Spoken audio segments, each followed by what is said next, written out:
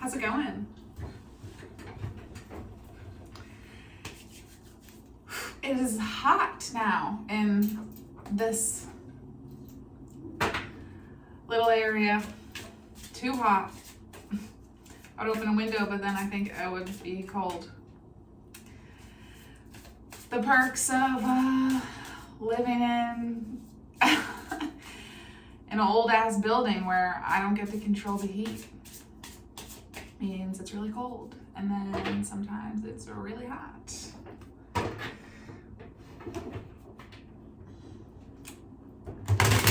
It's just the way it is. Nothing to be done about it, and I chose to live here.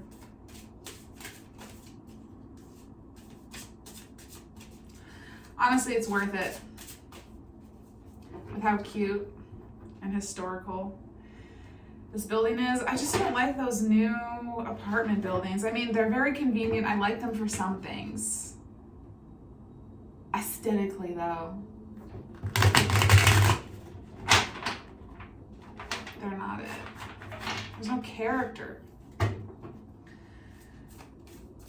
I know, okay, about the problematic things of history and whatnot, but I'm gonna put that back in. The Emperor. Interesting. The Tower. So it's like the Emperor like kind of came out just then. It's like it didn't really fall out, and I kind of like brought it out. That was really strange.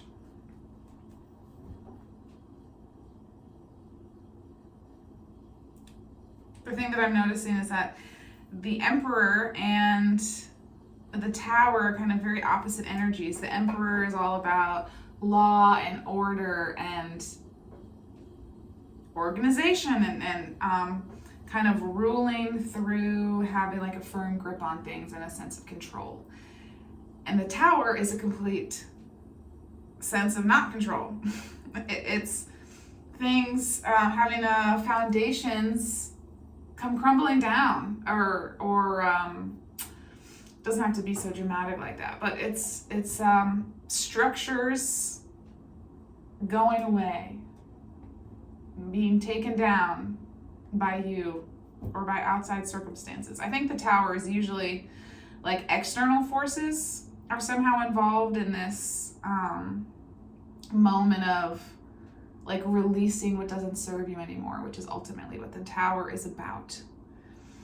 And sometimes if you ignore these things that are telling you to release something and you don't do it, then the Tower comes along to like really get you to do it.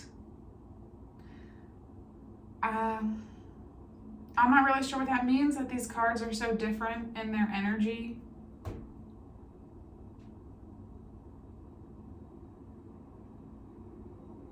I don't know what that means.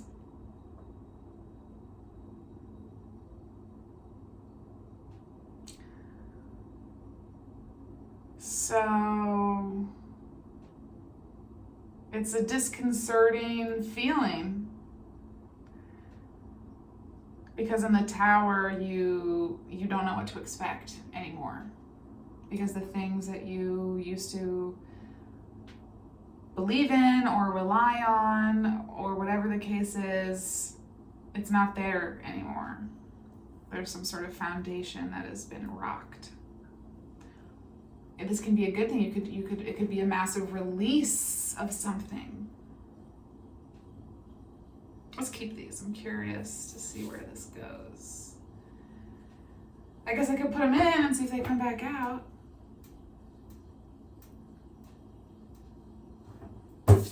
Okay. Let's get a shuffle.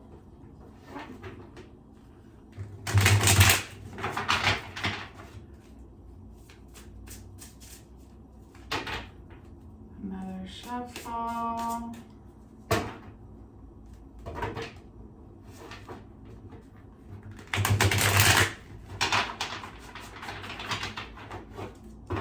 Okay, let's get some cards about a current circumstance.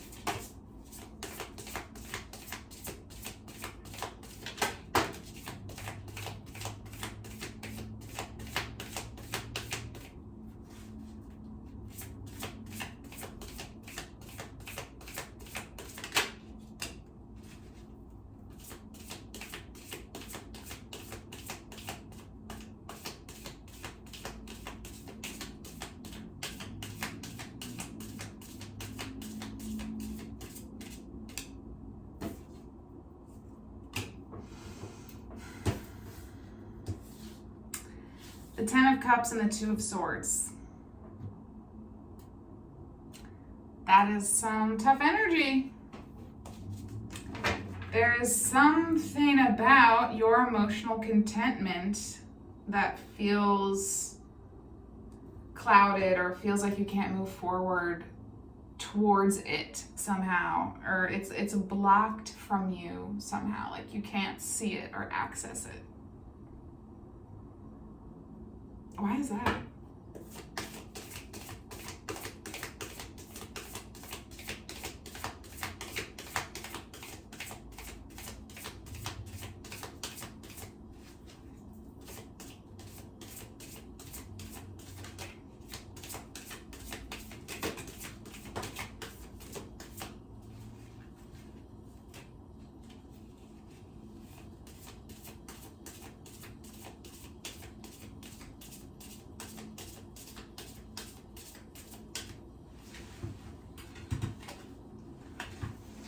The Four of Cups.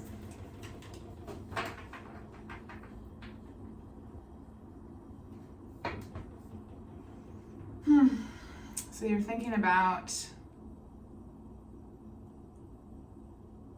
I don't know, I was about to say things that have gone wrong in the past, but then that didn't really feel right.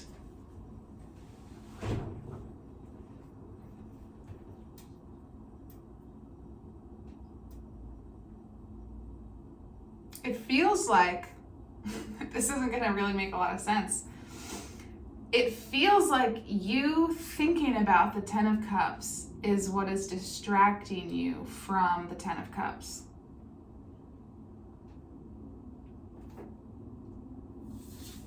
That's what it feels like. I don't know how.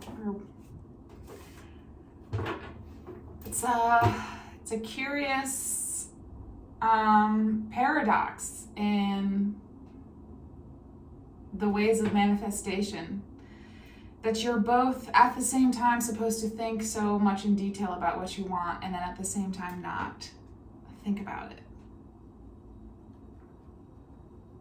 So, but it's like you think about it a lot first, you get it solid in your mind, and you hold on to that feeling, but then you release all of the details. So maybe you're holding on to the details of the Ten of Cups rather than striving for the feeling of the Ten of Cups. And that's what's distracting you. Maybe you feel as though the Ten of Cups, you will feel the Ten of Cups when you have these certain things. And so you're working towards acquiring these certain things so you can be closer to the Ten of Cups, but that's actually distracting you somehow. Because it's not, it may, because it's the feeling you want, not the things.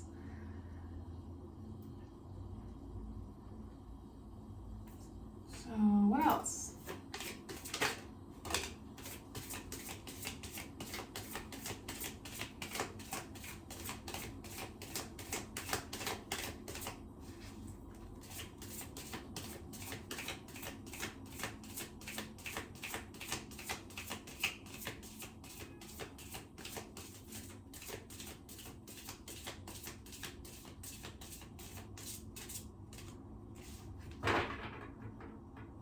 The Queen of Swords.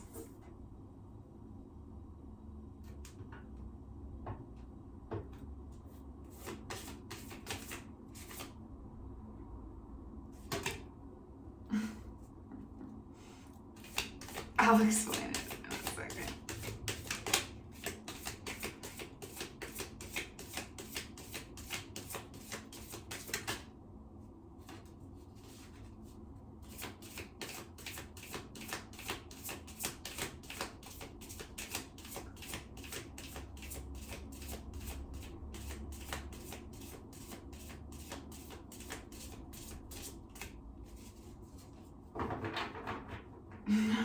Okay, so the Three of Cups came out, and that's my spirit guide card in this deck.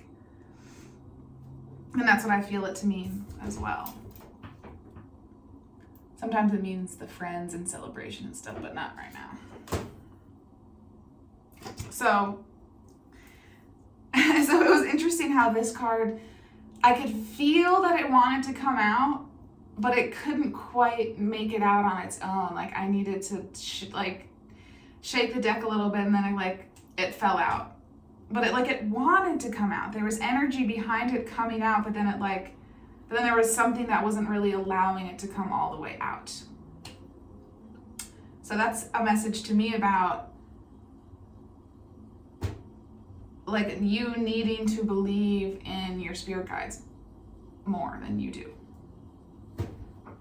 That they're there, they want to come out and help you and guide you and give you guidance, but you also have to make an effort.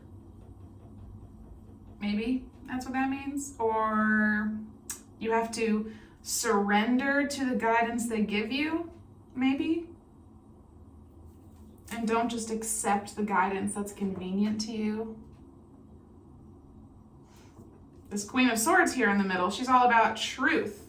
Just little flies everywhere. Just those little, not everywhere. So, the Queen of Swords is all about her truth. She puts her emotions aside and she can look at the truth of the matter. So in some way, that is needed. So it's really interesting just realizing that there's cups on either side and swords in the middle. So, but it's interesting because on this top line, it's the mental energy, the thought energy, the Two of Swords is contributing somehow to this feeling of not being able to move forward. But then down here, the Queen of Swords is also the swords, obviously, but it's a very encouraging energy. It's you need to bring some sword energy into this situation. There's too many cups. There's so many cups. So there's a lot of emotional things going on, and I don't know what else to say. It's I don't know. There's a certain thought energy that needs to be released, and then there's a different type of thought energy that is wanting to be welcomed into the situation. And perhaps the thought energy that needs to be released is feeling a sense of not being able to move forward, because you're always moving forward. I don't know. The thought energy that you definitely need, though, maybe you need to discern for yourself what you need to release. That's good intuitive practice for you, for everybody. The thought energy that you really could use is trying to cut to the truth of the matter somehow. The Queen of Swords doesn't do BS. She does no BS. She's not about it. If you come to her with some BS, she's gonna slice it in half and kick your ass out the door. So the Queen of Swords only accepts honesty. And she really values people who know how to release their pride. We don't have any room for pride here. We just have room for being honest and having love for ourselves.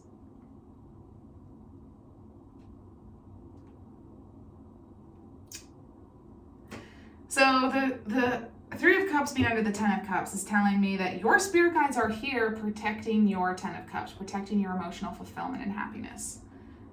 And you have to know that, though. You can't ask them to prove it to you or something. I don't think it works like that. I don't think they're going to respond to a request such as that if you've energetically asked your guides to prove it to you or something, because they need belief before they can give you proof. Believing comes before seeing, and that's just the way that the law of attraction works. And that's the thing that governs the whole universe. So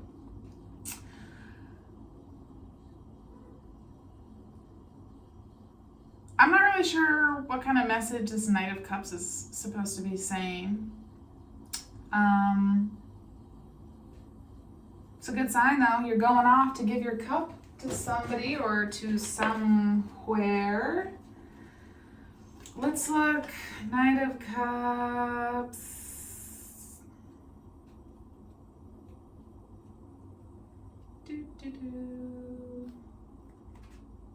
Offers, proposals, invitations. All of the Knights represent a significant event or action in relation to their suit. And so this is about the cup. So significant event or action in relation to your emotions.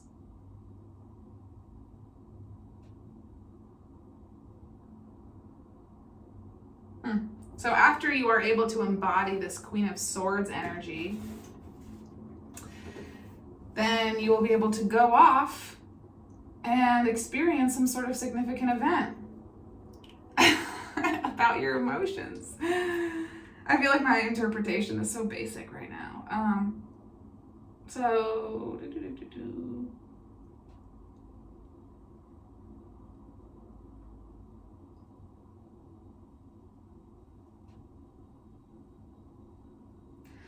living in your truth. So the Queen of Swords is also, she makes you live in your truth. Like, you can't lie to yourself when you're in the Queen of Swords energy. It's not possible. If you can lie to yourself, then you're not in the Queen of Swords energy. So there's some sort of inner work that needs to be done here. To look at yourself honestly. And then you can be in a position to have emotional fulfillment.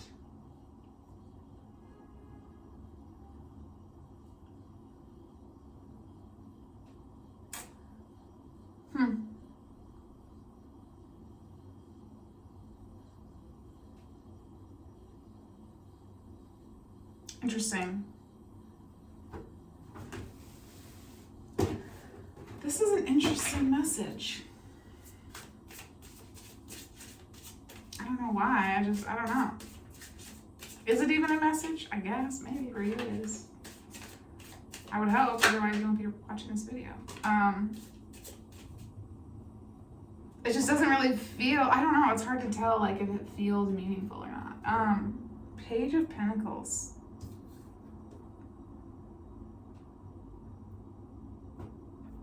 Some sort of message about your material circumstances in regards to some sort of skill you have or talent you possess. Something about that playing into some talent you have will be a part of achieving your emotional fulfillment. But you may have to start small.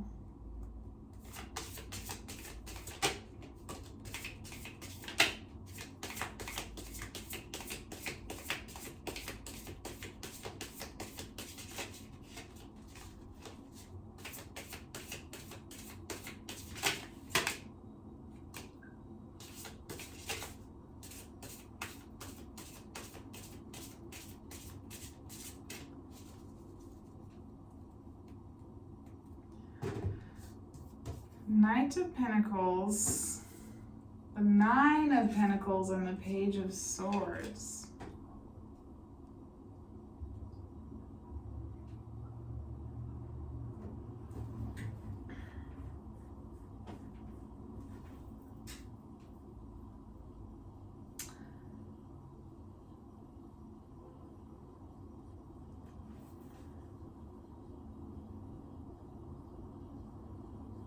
I'm not really sure what this Page of Swords is about. Did I say the Knight? I meant the Page.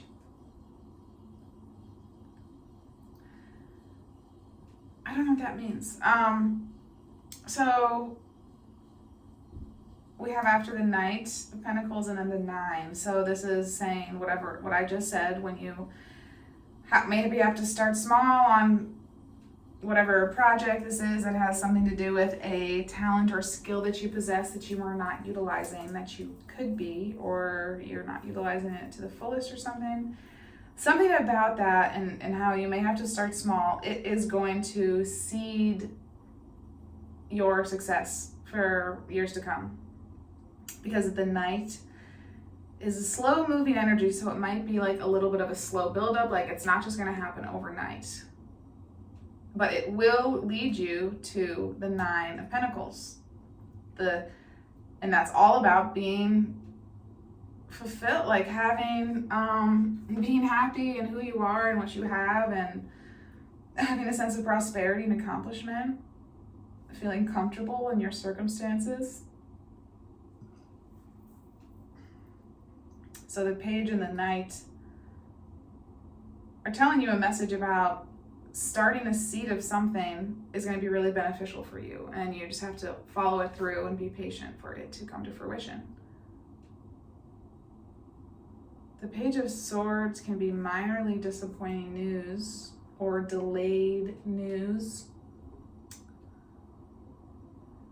So maybe it's just saying there's a little bit longer to wait before this comes in. Because you really have to do this. You have to really be in this Queen of Swords energy. And then the rest of these things can follow. Then your material prosperity can follow.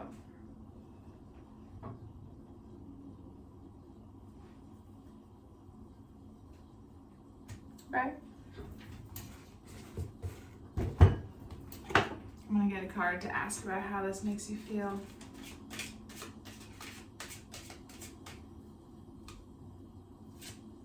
Consciousness.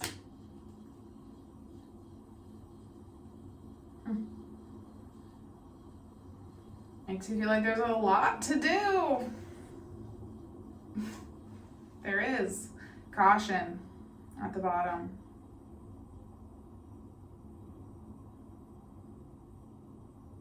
I don't know, I want to see don't be scared, I guess. I don't know what that means. Maybe there are things about yourself that you have been avoiding looking at.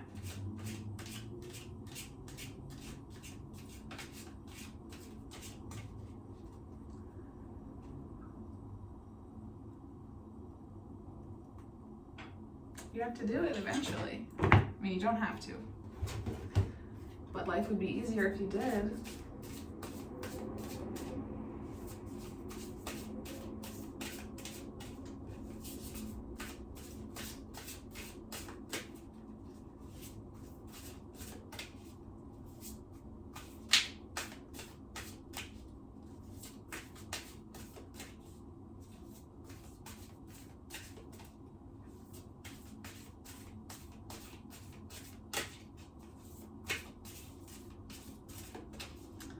I don't know what this new venture is that's going to rely on a talent or skill you have.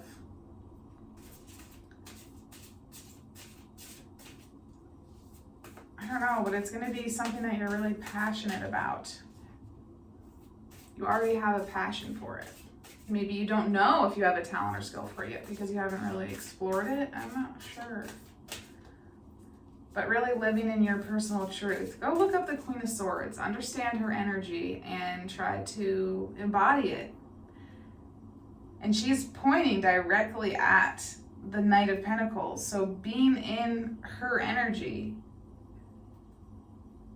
and looking at yourself with that energy and your circumstances with that energy, something about that process is going to lead you directly to some sort of idea or path you could take that will be for your long-term financial benefit.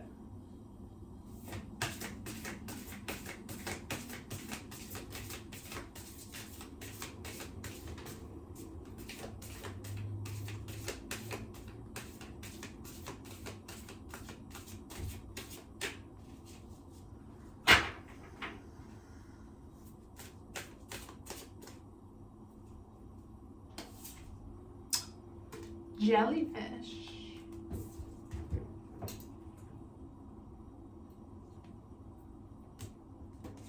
I haven't gotten this one before. Jellyfish.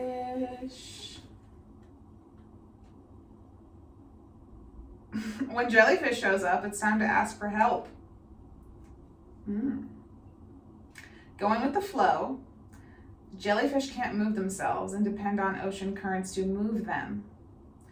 This watery animal can help you discern whether you're seeking out the best energy currents in your life or if you're floating aimlessly and not getting to where you'd like to go. Feels like you're floating aimlessly. That's what this top row is speaking to me about. So going with the flow and where did I lost my place? And asking for help.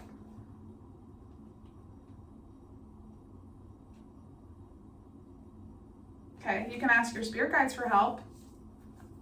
You can ask them to help you figure out how to believe in them more.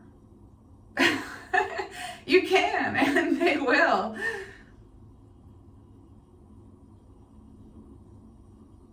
But you can't, I guess I just want to say, like, you have to allow the things that feel meaningful to be meaningful, even if they're tiny little things. Like synchronicities can be so tiny sometimes. Like, I'll give you an example. The other day, I was watching like a tarot YouTube video, and they were saying whatever they were saying, and they're like, a sign and a symbol will be a feather. You will somehow, like, feathers will be involved in this somehow, because there's like a feather on the card that was really drawing the reader's attention. And I was like, okay, so I kind of don't really think that much of it. And then the whole day went by, I didn't see a feather, and then I was watching another YouTube video later in the night, and I saw on one of my suggested videos that one of the readers was wearing earrings that had a feather on them. And so I was like, oh, and then I clicked on the video and it had something really meaningful for me in it. And then I went, like, it kind of prompted me to go down this other research hole, learning about past life regressions, and that's something that's really interesting to me and had been, but I hadn't, like, taken the time to actually research it. And that was, like, something that kind of just, it was so small, but it was really meaningful. So I don't know if that's a helpful little tidbit for you, but sometimes they can just be like, they're so easy to ignore, and making meaning out of them and knowing that they're meaningful is part of the spiritual journey, I guess. I think a big part of spirituality is finding meaning in the mundane. Okay, I think that's it. Have a good day. Bye.